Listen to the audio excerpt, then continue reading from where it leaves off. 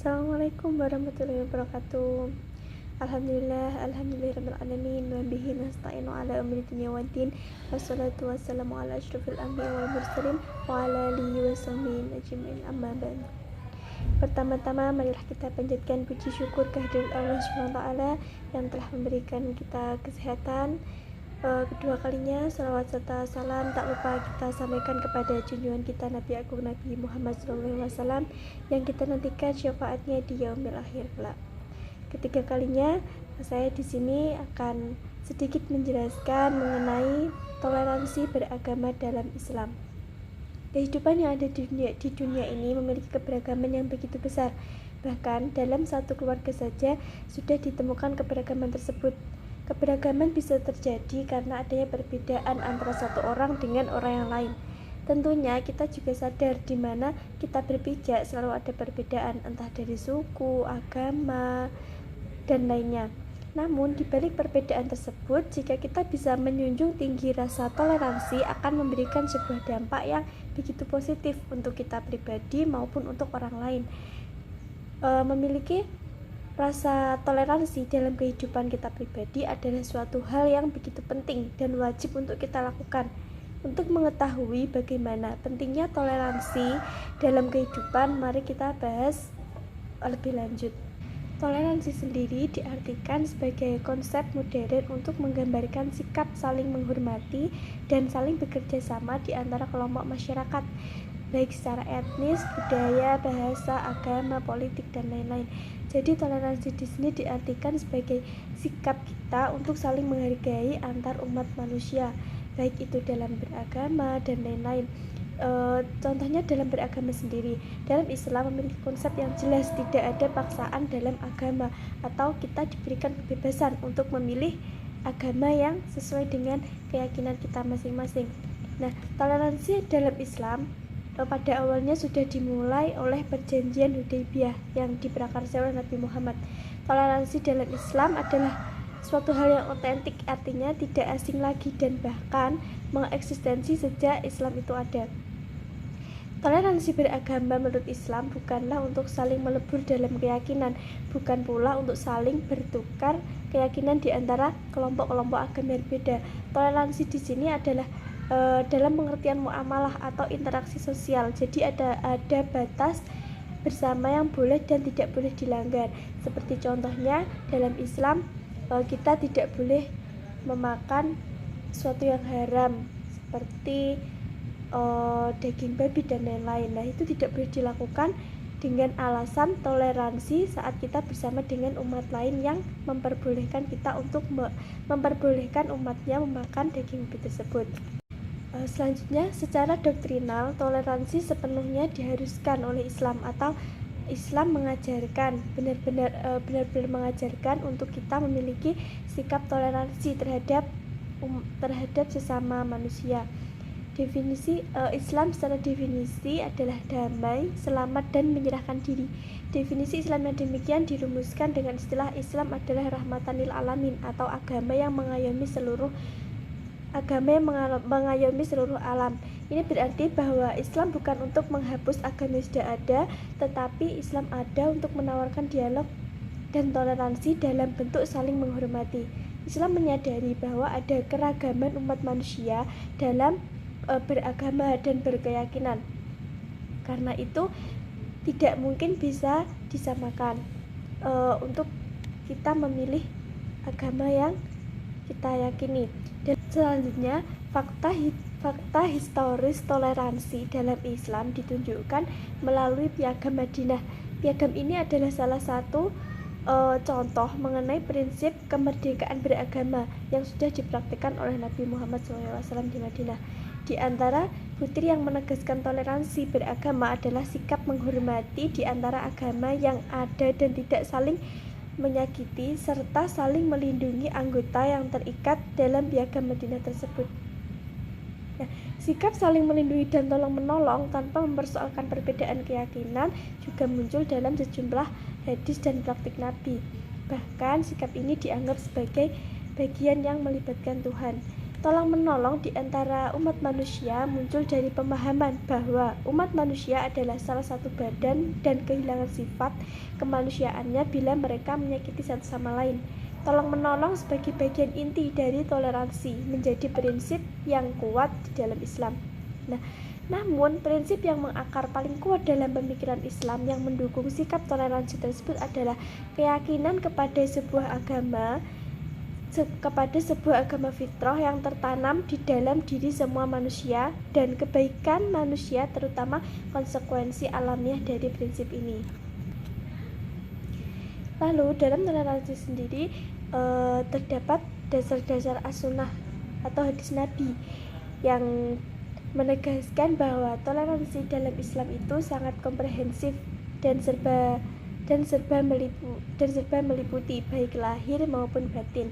Toleransi karena itu tak akan tegak jika tidak lahir dari hati, tidak lahir dari hati yang paling dalam atau inti dari toleransi bukan saja memerlukan kesediaan ruang untuk menerima perbedaan, tetapi juga memerlukan pengorbanan material maupun spiritual lahir dan batin. Di sini konsep Islam tentang toleransi menjadi dasar bagi umat Islam untuk melakukan muamalah hablum minannas dan ditopang oleh kaitan spiritual kokoh yaitu hablum minallah.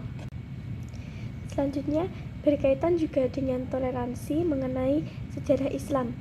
Perkembangan Islam ke wilayah-wilayah luar Arab yang begitu cepat menunjukkan bahwa Islam dapat diterima sebagai rahmatan lil alamin atau pengayom semua manusia dan alam semesta. Islam sendiri tidak memaksakan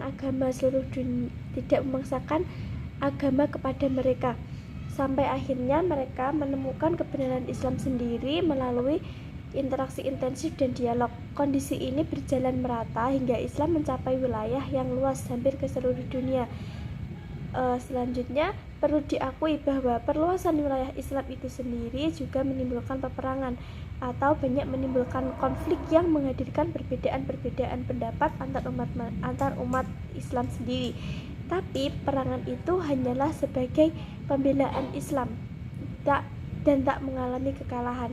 Demikian sikap toleransi terhadap agama-agama dan keyakinan-keyakinan lokal dalam sejarah kekuasaan Islam menunjukkan garis kontinum antara prinsip syariah dengan praktiknya di lapangan. Meski praktik toleransi sering mengalami interupsi, namun secara doktrin tak ada dukungan teks syariah. Ini berarti kekerasan yang terjadi atas nama Islam bukanlah otentitas ajaran Islam itu sendiri, karena di dalam Islam sendiri tidak pernah mengajarkan kita untuk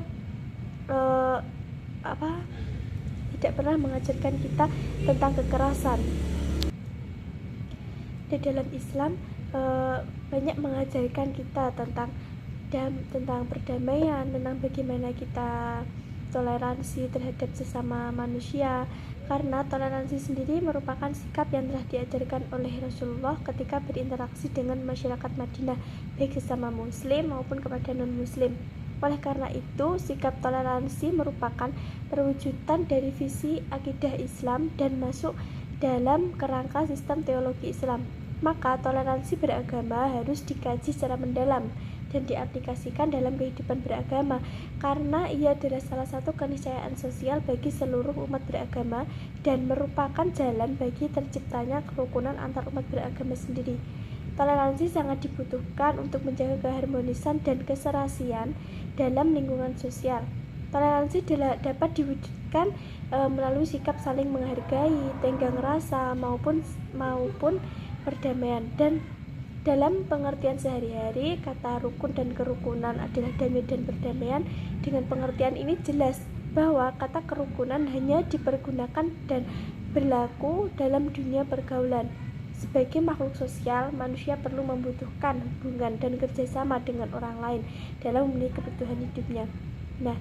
Dalam kehidupan bermasyarakat di tengah keragaman Indonesia sendiri tidak selalu berjalan mulus, selalu ada konflik yang ada akibat adanya sentimen antar golongan atau perbedaan pendapat antar golongan, sehingga kedamaian di tengah keberagaman yang diimpikan Pancasila nampak semakin jauh dan untuk diraih jika melihat kondisi intoleransi antar agama di Indonesia. Indonesia merupakan negara agama resmi dan yang memiliki banyak kepercayaan lokal yang tersebar di seluruh wilayahnya. Populasi agama di Indonesia, populasi agama terbesar di Indonesia merupakan Muslim. Namun ada beberapa agama lain yang ada di Indonesia. Keragaman dan ketimpangan jumlah penganut agama ini sering menyebabkan konflik agama di Indonesia. Kebebasan agama sendiri sudah ada dan sudah diatur dalam UUD 45 bahwa negara menjamin kemerdekaan tiap penduduk untuk memeluk agamanya masing-masing dan untuk beribadah menurut agamanya. Namun pada implementasinya fakta yang kontras justru ditemukan juga di Indonesia. Masih banyak sekali masyarakat yang tidak bisa menghargai kepercayaan agama lain atau masih sering mengejek dan lain-lain. Nah, dengan adanya sikap toleransi, konflik dan perpecahan antar individu maupun kelompok tidak akan terjadi. Maka toleransi menjadi penting untuk kita tanamkan dalam kehidupan bermasyarakat. Banyak orang menyebut bahwa toleransi merupakan kunci sebuah perdamaian. Hal tersebut penting untuk diperhatikan, mengingat bangsa Indonesia mempunyai latar belakang perbedaan yang beragam melalui keyakinan, suku, ras, warna kulit, dan lain-lainnya. Salah satu bentuk toleransi adalah toleransi beragama, karena menurut saya sendiri toleransi dalam beragama itu masih minim atau masih banyak orang yang sering mengejek antar agama lain. Bahkan di dalam satu agama pun ada yang memiliki beberapa kepercayaan dan menyebabkan perbedaan tersebut menjadi konflik. Nah, toleransi yang merupakan sikap menghormati dan menghargai antar penganut agama lain, tidak memaksakan orang lain untuk menganut agama kita, tidak mencela atau tidak menghina agama lain dengan alasan apapun, dan tidak melarang ataupun mengganggu umat agama lain untuk beribadah sesuai dengan agama dan kepercayaannya masing-masing. Dan mengenai toleransi akan tidak ada habisnya jika kita bahas secara terus-menerus. Nah, untuk mempersingkat waktu, kesimpulan dari pembahasan yaitu bahwa toleransi dalam Islam adalah otentik, artinya tidak asing lagi dan bahkan mengeksistensi sejak Islam itu ada, atau toleransi merupakan sikap yang memang dianjurkan untuk ditanamkan dalam diri manusia. Nah, toleransi beragama menurut Islam bukanlah untuk saling melebur dalam keyakinan, bukan pula untuk bertukar keyakinan di antara kelompok agama yang berbeda, tetapi toleransi di sini adalah untuk interaksi sosial dan memiliki batas-batas bersama yang boleh dan tidak boleh dilakukan, seperti tidak boleh mengikuti ajaran agama lain yang tidak diperbolehkan dalam ajaran agama kita. Selanjutnya, untuk menjamin atau menciptakan kehidupan yang damai, kita harus menanamkan atau kita perlu untuk menanamkan sikap toleransi dalam diri kita sendiri supaya tidak ada perpecahan dan perbedaan itu bisa menjadi suatu pembelajaran untuk kita sendiri dan akan menjadikan hidup kita lebih damai dan tenang dengan adanya sikap toleransi antar umat manusia, menghargai semua keputusan manusia lain, kepercayaan manusia lain, dan apapun yang menjadi perbedaan antar umat manusia tersebut menjadi lebih baik. Sekian, wassalamualaikum warahmatullahi wabarakatuh.